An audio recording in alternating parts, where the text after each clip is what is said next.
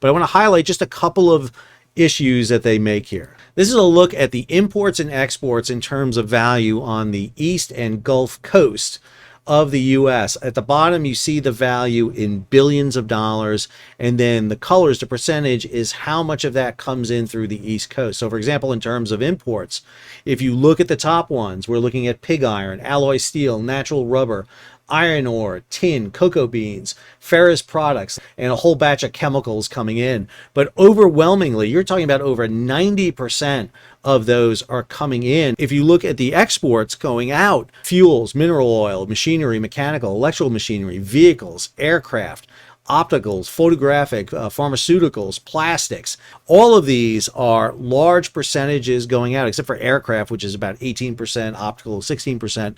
But a lot of this is coming out of the East Coast, Gulf Coast ports.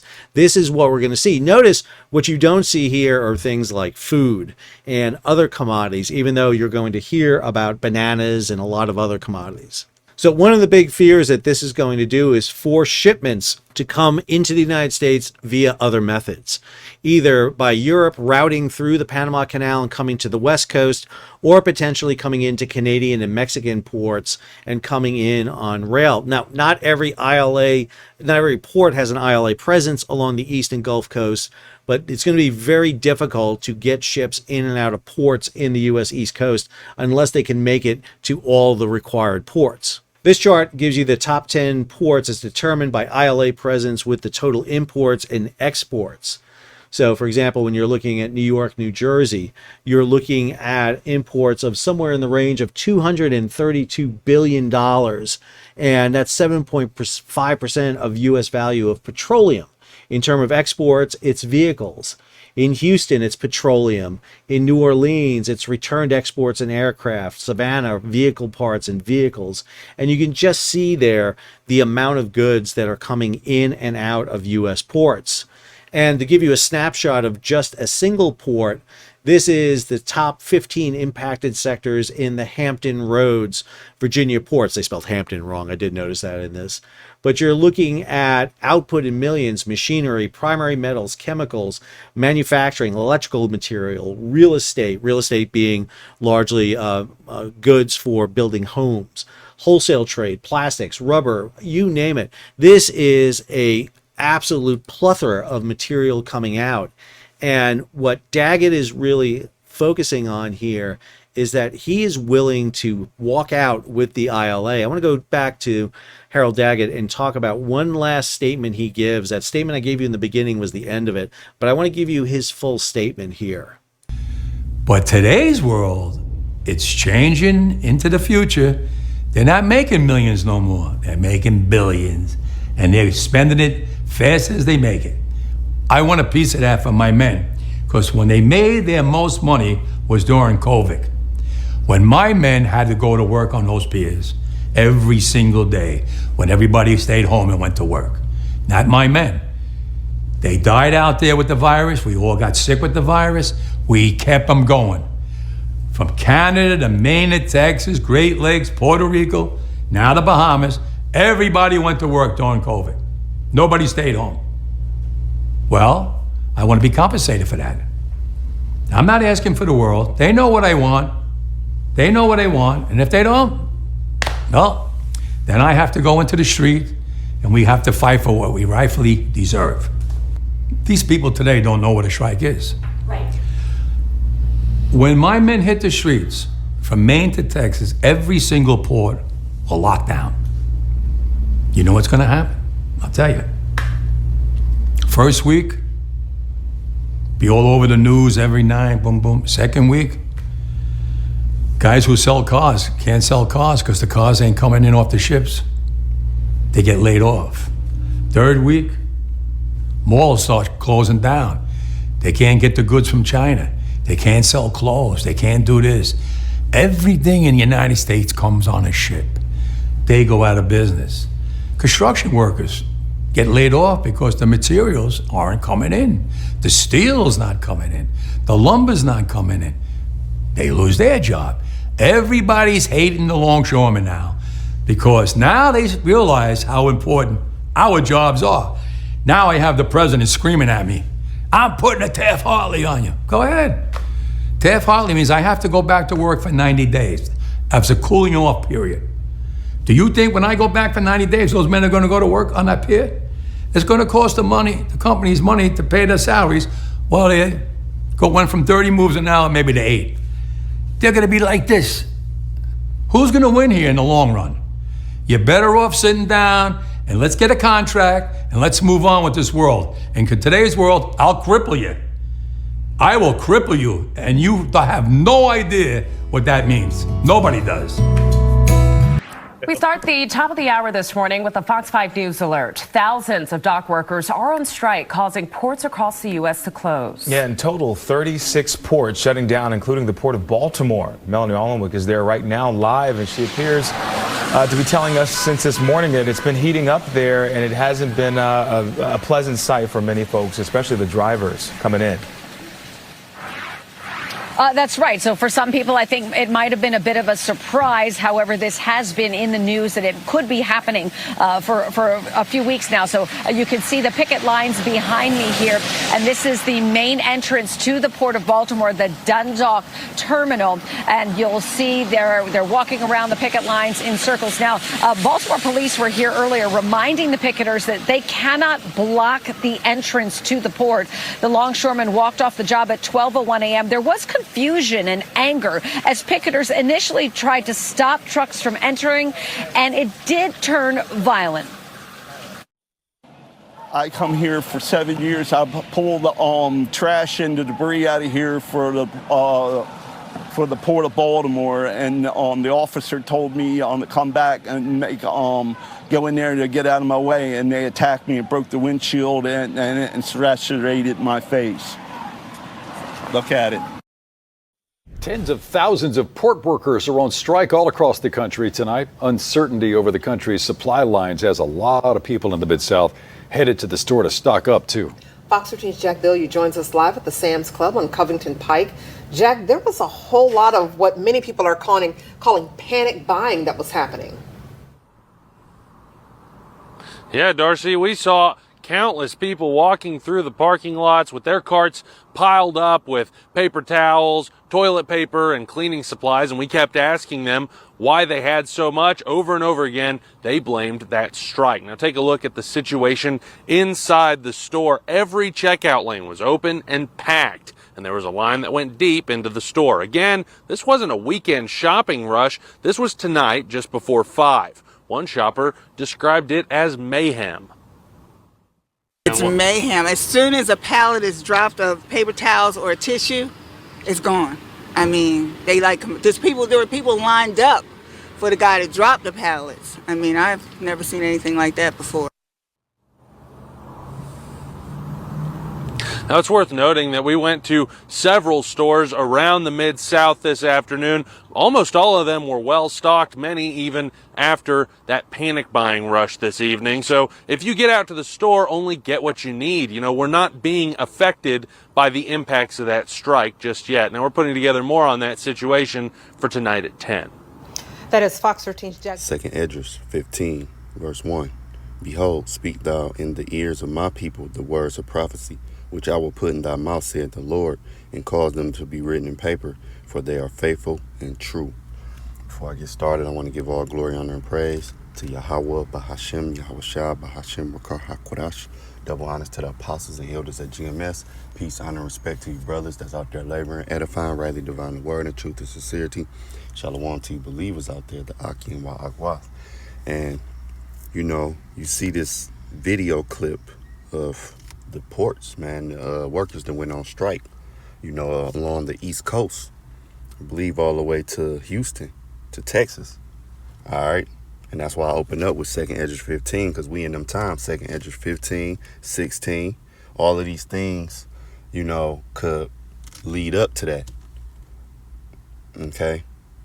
And let me go here too, because our Lord Yahushua spoke of these things as well. Let's go to Matthew 24, starting at verse 6. It says, And ye shall hear of wars and rumors of wars. See that ye be not troubled, for all these things must come to pass, but the end is not yet. For nation shall rise against nation, and kingdom against kingdom, and there shall be famines and pestilences and earthquakes in diverse places.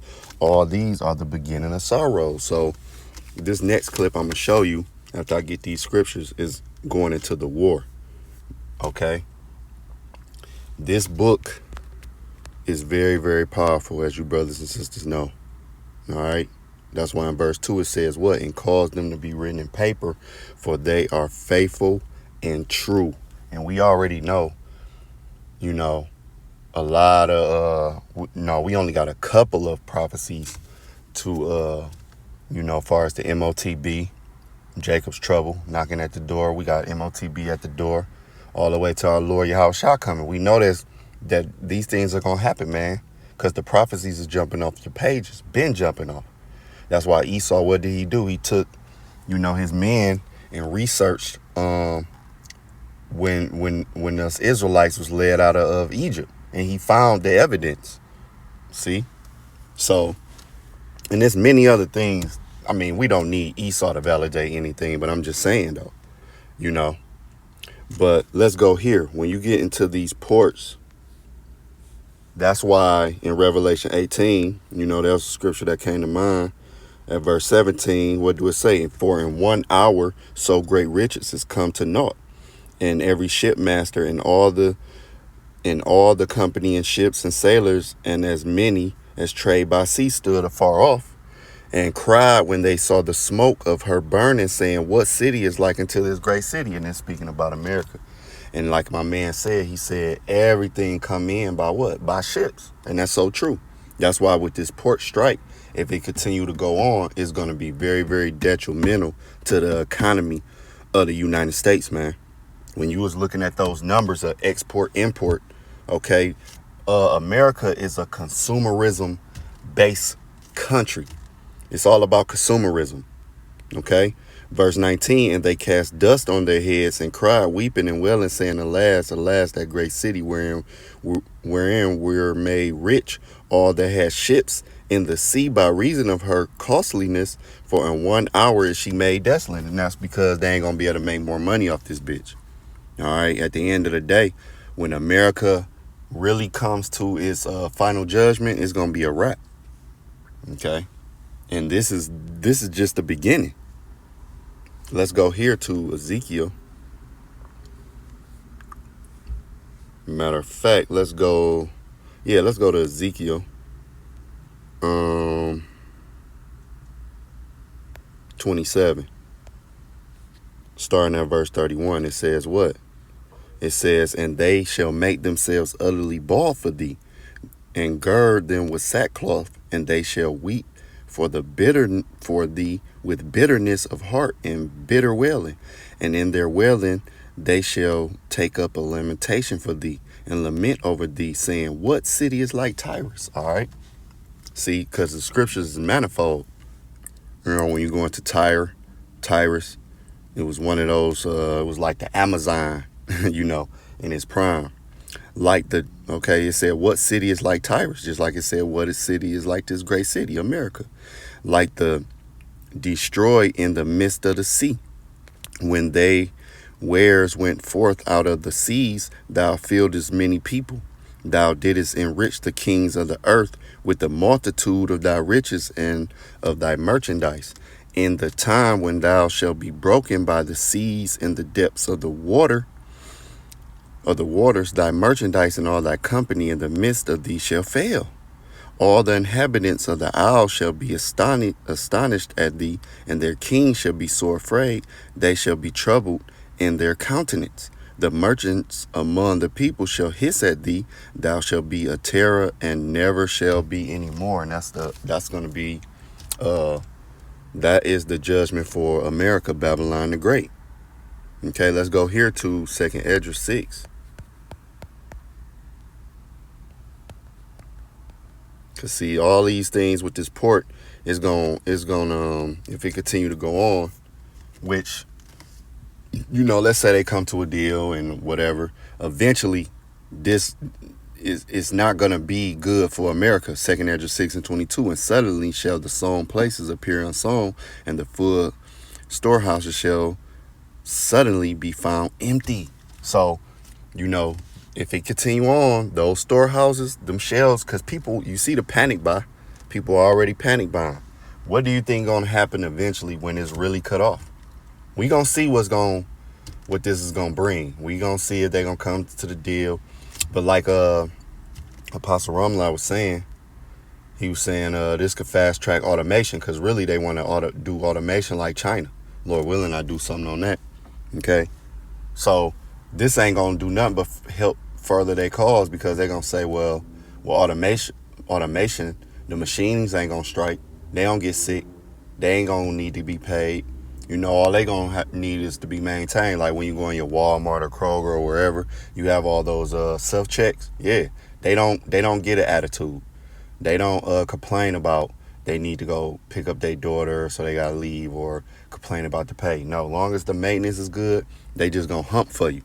You see what I'm saying? So now let's go here. But eventually, you know, America is going to just be left desolate, man. It's going to start from the inside out. It's going to start with, you know, these stores being empty, closing down. Okay. You know, food and things going to be very, very scarce.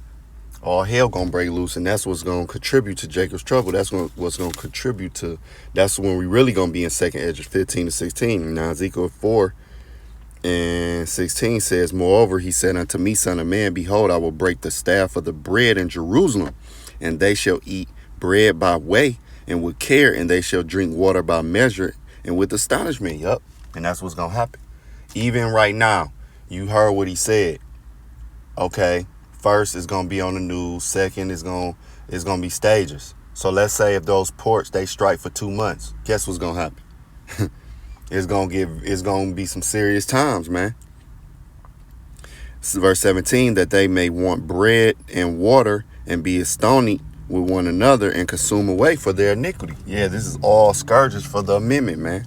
But even still, people not gonna turn from their wickedness. They not gonna see what's going on. Okay, let's go here to 2 Esdras. Matter of fact, let me get this in the GNT. All right, I got to go to work, so I'm kind of speeding it up. Salakia. 2 Esdras 15, starting at verse 14, it says, the world and the people in it are doomed. The war that will bring their destruction is very near. Right. And that's why in this next clip I'm about to show after this, it's going into a little bit of the war. You know, we already know what's going on, man. It's war on every front. We know World War III is looming. I just want to get these most recent clips. It says the war that will bring their destruction is very near. Nations will arm themselves and fight against each other, fight against other nations. There will be great political turmoil, with one group trying to overpower another and gain control while ignoring the legitimate government. See, it's going to be that power struggle. That's what you're seeing happening right now. There will no longer be free access to cities, because the struggle for power will bring destruction, terror, and total confusion wherever people live. Driven by famine and terrible suffering, people will assault their neighbors and mercilessly, tongue twister, plunder their possessions. Right. Let these ports close for a month, 2 months. Man, you will see. But again, eventually, if this ain't it, eventually it's going to happen. It's going to be a point where, you know, it's not going to be no export, import for Babylon the Great. Eventually, all hell going to break loose. It's food, necessities, items, things of that nature are going to be very scarce, man. And people just going to be, you know, they going to go mad, man. America's streets is going to be a big-ass clusterfuck. Excuse my language. Okay? And the only ones that's going to be saved up out of that is the elect. So let me play this next clip. Extreme caution. These flashes may well be interceptions. Interceptions of these projectiles. 1, 2, possibly 3 of them may or may not have hit their targets. May or may not have hit their targets in Tel Aviv. For an hour now, I beg your pardon, for a year now, we have been asking whether or not this could tilt into something even bigger than it has been. In other words, a direct, full-blown war. Oh, that's a direct hit. That is a direct hit on Tel Aviv. The flashes in the sky are likely to be interceptions of Iranian missiles, but we did see one that appeared to land in Tel Aviv. So again, to that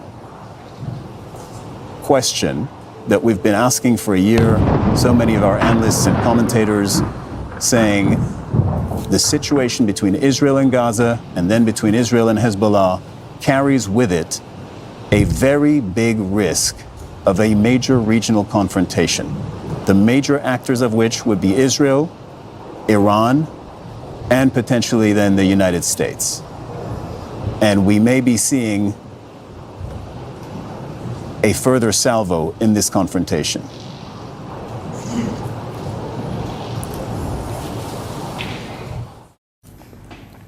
Will Vladimir Putin go nuclear? The Russian president is making fresh threats. Today he sent another warning to the West. Putin says if Russia is attacked, it reserves the right to respond with nuclear weapons. Listen to this.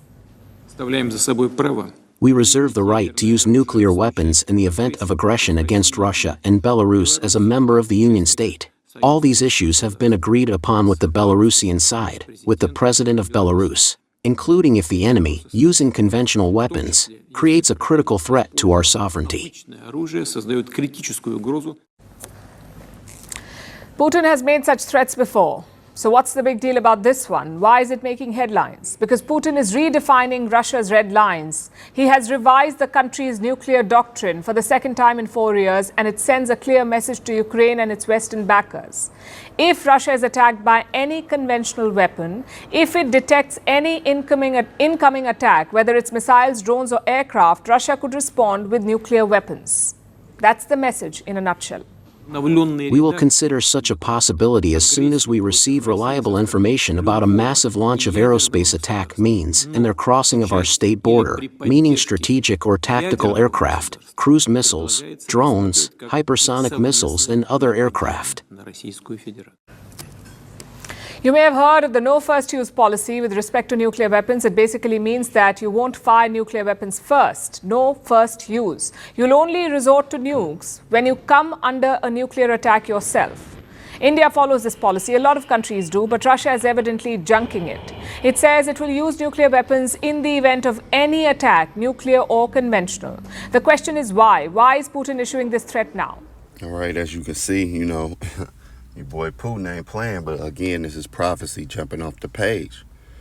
Let's go to Ezekiel 38. It says what? In verse 2, Son of man, set thy face against Gog, the land of Magog, the chief prince of Meshach and Tubal, and prophesy against him, and say, Thus saith the Lord power, behold, I am against thee, O Gog, the chief prince of Meshach and Tubal. I will turn thee back and put hooks into thy jaws. So the Lord is going to pull Russia into this war, whether they want to or not. The Lord, these escalations, these certain events that's happening is pulling Russia, inching them forth more and more to war with America. It's going to happen. And Israel is the least of the flock that's going to draw them out, because you see what they doing. But see, the Lord is bringing is making all of these heathen nations, it's going to culminate to an end. It says in verse 4, And I will turn thee back and put hooks into thy jaws, and I will bring thee forth in all thine army, horses and horsemen, all of them clothed with all sorts of armor, even a great company with bucklers and shields, all of them handling swords. And we know Russia, as far as BRIC nations, they have the that military might. They're going to be the guard into all of these other nations. Then you got China. All right. The Lord is bringing all of them forth. Let's go here. Because see, this is the Lord's doing. This ain't Esau's doing. Esau is just a tool. Psalm 7 and 11 says, The Most High judge the righteous, and the Most High is angry with the wicked every day. So these Edomite nations, even 2/3 of our people. All right, all you heathens. The Lord is pissed off, man. And that's why it's just going to culminate to an end. And it's going to be that nuclear destruction, man. World War III. Then you got Yahweh Shai, the chariots. They're going to be zapping this boy. So, it's going to be a lake of fire, man. And that's going to be the fierce anger of the Lord. Let me continue on. It says, verse 12, if he turn not, he will whet his sword. He have bent his bow and made it ready. He have also prepared for him the instruments of death. He ordained his arrows against the persecutors. Right. This is the Lord's doing. All of the knowledge that Esau have about the missiles, that's coming from Yahweh Shem Yahushua on the left-hand side. Let's get this. It's not of Esau doing, man. Isaiah 54:16, behold, I have created the smith that bloweth the coals in the fire, and that bringeth forth an instrument for his work, and I have created the waster to destroy. Right.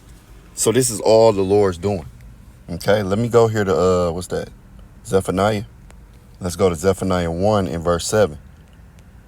It says, hold thy peace at the presence of the Lord, power, for the day of the Lord is at hand. For the Lord hath prepared a sacrifice, he hath bid his guests. Right, so bringing everybody to the Middle East, so-called Middle East, all of that, all these heathen nations putting the hooks in Russia jaws, all this thing with Iran, all the thing with Ukraine, all of these things are events to bring World War III. Okay, it's nothing but clips in the movie that's gonna culminate to the end of Esau rulership. All right, and the destruction of America, destruction of the Edomite rulership. Okay, because Russia not gonna rule. We not on Russia's side. Russia is just a tool. Them Edomites over there, Putin and them, they going into slavery as well. He just gonna use them to destroy America. Then he gonna destroy all of them. Saudi Arabia, East India, all of them, they not ruling next, man. These heathen nations, all they got coming to them is first destruction of their kingdoms and then slavery, man. Let's go to Zephaniah 3. So it said that the Lord, he had prepared a sacrifice, right? This is going to be the biggest sacrifice ever, man. He bidding all the guests. He bidding them to war, man. And then he going to destroy them. Zephaniah 3 and verse, it says 8. It says, therefore wait ye upon me, saith the Lord, until the day that I raise up to the prey. For my determination is to gather the nations, that I may assemble the kingdoms, to pour upon them my indignation, right? Even all my fierce anger, for all the earth shall be devoured with the fire of my jealousy, right? See, this is all the Lord's doing. The Lord is stirring all of these nations up. What do the scriptures tell us? The king, let me get it. What is that? The king's heart. That's in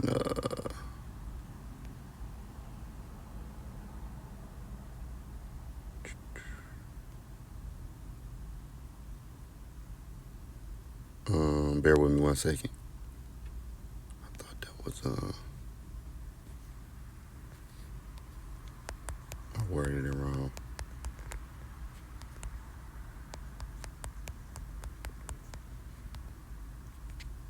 Oh, that's that second address. Where's that in day?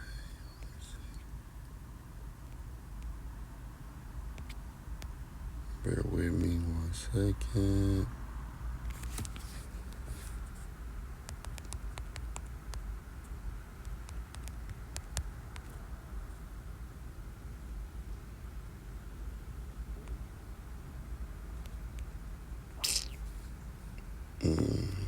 Go here. Bear with me 1 second. I don't want to butcher it. Oh, Proverbs 21 and 1. Let's get it. I don't know how I forgot that one. Proverbs 21 and 1, it says what? The king's heart is in the hand of the Lord, as the rivers of water, he turneth it whithersoever he will. So, we know the Lord is in control of all things, man. And one of these things he's going to do is bring these nations to war to be destroyed. Okay?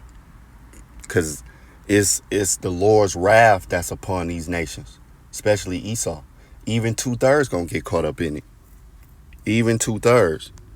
And this is what it's going, this is how it's going to basically end in a nutshell. Joel 3 and verse 2 says what? I will also gather all the nations and will bring them down into the valley of Jehoshaphat. All right, and when you go into Jehoshaphat, let's go into it. What does that mean? It says Yahweh has judged, man. Yahweh has judged. This is what all of this war tension gonna lead to. The wars and rumors of wars and I'm gonna shoot a missile if you cross this line and all of it. This is what it's this is the ending right here. This is what it's leading to. All of these nations getting judged. All right. And I will plead with them there for my people. Who is his people? Israelites. And for my heritage, Israel, whom they have scattered among the nations and parted my land. See? They have cast lots for my people and have given a boy for an harlot and sold a girl for wine that they might drink. Yeah. And what have ye to do with me, O Tyre and Zidon? And remember we was in Ezekiel 27 reading about Tyrus? Yeah, it's the same Tyrus. What do you have to do with me, O Tyre and Zidon, and all the coast of Palestine? Will you render me a recompense? And if you recompense me, swiftly and speedily will I return your recompense upon your own head, because ye have taken my silver and my gold, and have carried into your temples my goodly and pleasant things. Okay. The children also of Judah and the children of Jerusalem have ye sold unto the Grecians, that ye might remove them far from their border. So all of the wickedness that the Edomites and the rest of these nations have done to us, they're going to get payback. Verse 7, behold, I will raise them out of the place whither ye have sold them, and return your recompense upon your own head. And that's starting out with this word. And I will sell your sons and your daughters into the hand of the children of Judah, and they shall sell them to the Sabians, to a people far off, for the Lord has spoken it. See, this is the judgment. Slavery, captivity, man, for you heathen nations and Esau, Edom. You so-called white people. You so-called Arabian people. You so-called Chinese, Japanese, East Indians. All of y'all. If y'all lineage don't go back to Israel, it's a wrap for you. You done. Verse 9, proclaim ye this among the Gentiles. Prepare war. Wake up the mighty man. Let all the men of war draw near. Let them come up. That's why you hear World War III talks. That's why you see Israel strike, then Iran strike. Russia strike, Ukraine strike. Putin threatens us. The United States, they doing what they do. You got war tension among a lot of these nations, especially the big heads. Meaning China, Russia, US, all of them, it's war tensions. Taiwan and China, all of this gonna lead up to this. This is the Lord doing. Verse 10, beat your plowshares into swords and your pruning hooks into spears. Let the weak say I'm strong. Assemble yourselves. Let the weak say I'm strong. That's why a lot of these smaller nations like, what's that, North Korea, all right, now they got nuclear weapons. And a lot of these smaller nations, and a lot of them is aligned with Russia. That's a lot of the reason why they can boast now, because Russia has done deals with these nations, because they already know that they're going to have to battle the United States, man. This is prophecy. It's nothing they can do. It's the inevitable. What did the Lord say? I'll put hooks in your jaw. So Russia, they can try to pull back from war, but it's happening, man. It's happening. No matter what, they can, have their little peace talks, or, try to tell the U.S., hey, chill out or whatever. But now it's just really up. That's why, you hear Putin just threaten, like, look, y'all do this, I'm bombing y'all. It could be, I could use nuclear weapons.